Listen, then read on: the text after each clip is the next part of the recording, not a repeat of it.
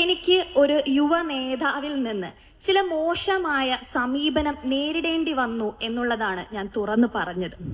പക്ഷെ എന്നാൽ പോലും ഒരു പ്രസ്ഥാനത്തെ വേദനിപ്പിക്കേണ്ട, ദുഃഖിപ്പിക്കേണ്ട എന്ന് കരുതി ഞാൻ ആ പ്രസ്ഥാനത്തിന്റെ പേര് പറയുകയോ ഒരു വ്യക്തിയുടെ പേര് പറയുകയോ ചെയ്തിട്ടില്ല. ആരെയും വേദനിപ്പിക്കണമെന്നോ ആരെയും തകർക്കണമെന്നോ ആയിരുന്നില്ല എന്റെ ഉദ്ദേശം. എനിക്ക് ആകെ ഒരു ഉദ്ദേശം മാത്രമേ ഉണ്ടായിരുന്നുള്ളൂ. രാഷ്ട്രീയത്തിൽ കടന്നു വരുന്ന യുവ നേതാക്കന്മാർ ഇങ്ങനെയാണോ ആകേണ്ടത് എന്നുള്ളൊരു ചോദ്യം മാത്രമാണ് ഞാൻ ചോദിച്ചത്. രാഷ്ട്രീയത്തിൽ കടന്നു വരുന്ന നേതാക്കന്മാർ സ്ത്രീകളോട് എങ്ങനെ പെരുമാറണം, ധാർമ്മികതയോടെ അവർ മുന്നോട്ട് പോകണം എന്നൊരു കാര്യം മാത്രമാണ് ഞാൻ പങ്കുവെക്കാൻ ശ്രമിച്ചത്. പേര് പറയുകയോ പ്രസ്ഥാനത്തിന്റെ പേര് പറയുകയോ ഒന്നും ചെയ്യാതെ തന്നെ എനിക്ക് നേരെ വൻ തോതിലുള്ള അതിഭയാനകമായ ഒരു സൈബർ ആക്രമണമാണ് പിന്നീട് പൊട്ടിപ്പുറപ്പെട്ടത്.